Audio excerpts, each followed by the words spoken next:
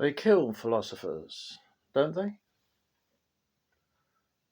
The execution of Socrates in Athens in 399 BC is seen as something of an anomaly in world history. It seems inexplicable that a philosopher could be executed. His activities were seen as subversive as regards the youth, and his attitude towards the city gods was seen as sacrilegious.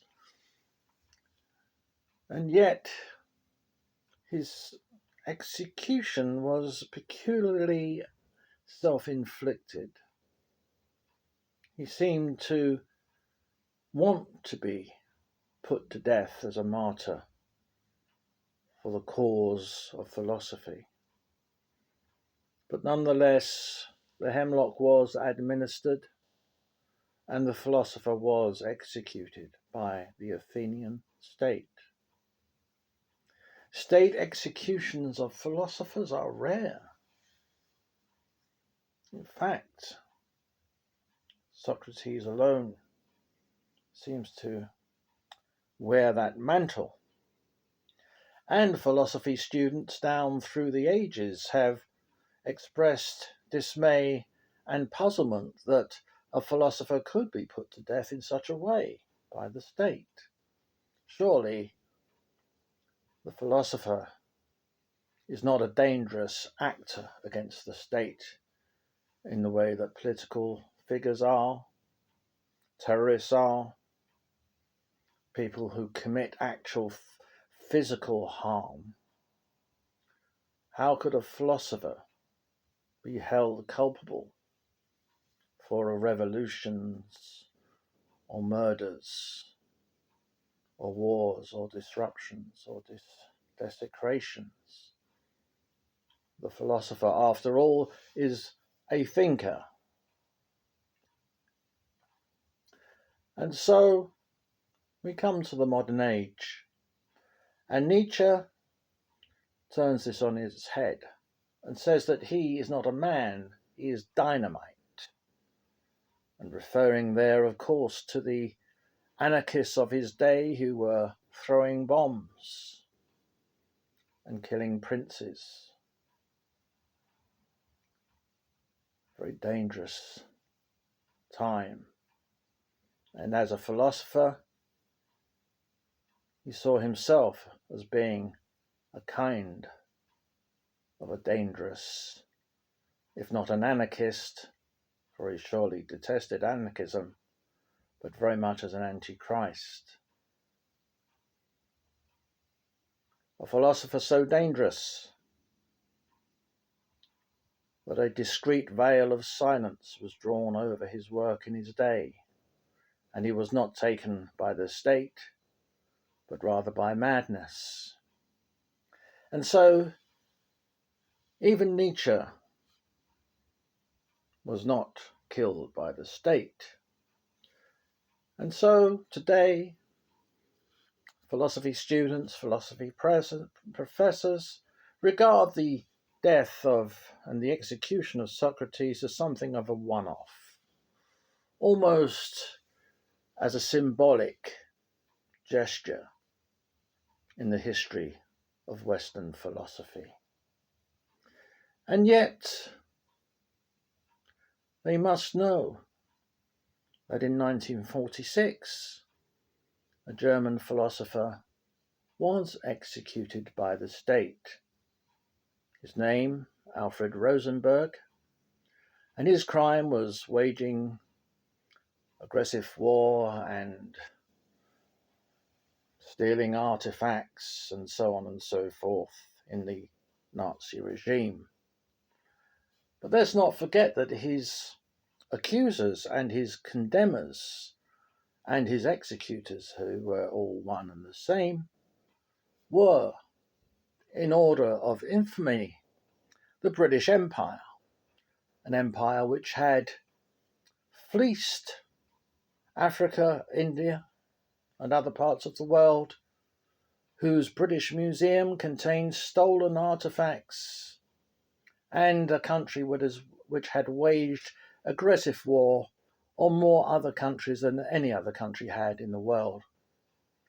And indeed the United States of America, its co-conspirator and accuser of Alfred Rosenberg and executor of Alfred Rosenberg, itself a former British colony, had achieved its status as a vast nation by exterminating the indigenous inhabitants of America. And the other ally, the USSR, Russia, had exterminated millions in its quest for communism. So these three accusers and executors of Alfred Rosenberg, the philosopher, the German philosopher, the author of the book The Myth of the 20th Century in 1930, they condemned this philosopher for waging aggressive war and other similar hypocritical accusations. And it is interesting to note, is it not, that he was hung in a deliberately cack-handed way to give him maximum suffering after a complete phony trial, the so-called Nuremberg trials, the trials of revenge and scapegoating. He was hung so that his body would be bashed and broken and damaged and painfully hurt through an ill-sized trapdoor.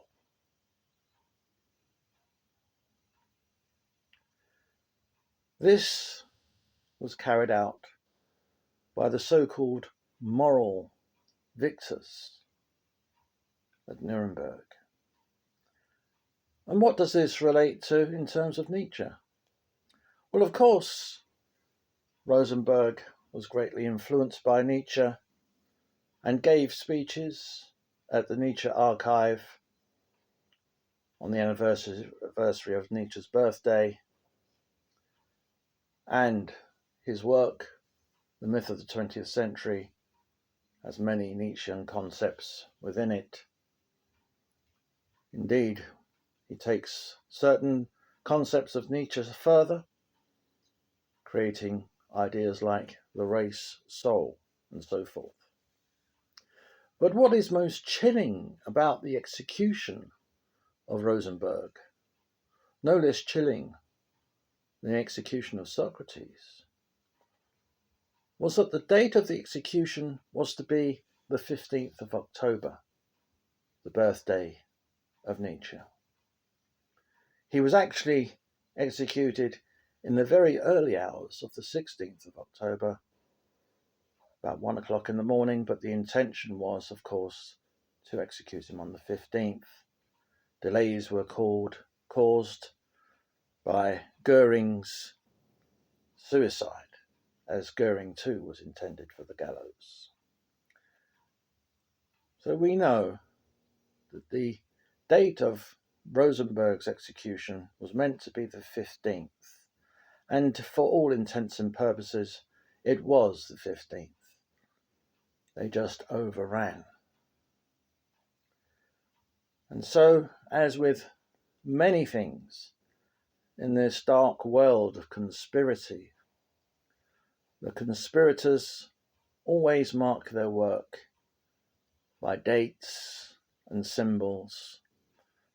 And so they executed Rosenberg on Nietzsche's birthday as a warning to Nietzschean philosophers, tough Nietzschean philosophers, real Nietzschean philosophers, not the hacks and the rehabilitated Nietzschean hacks. The real Nietzschean philosophers were warned. The gallows await you too. The gallows await you too.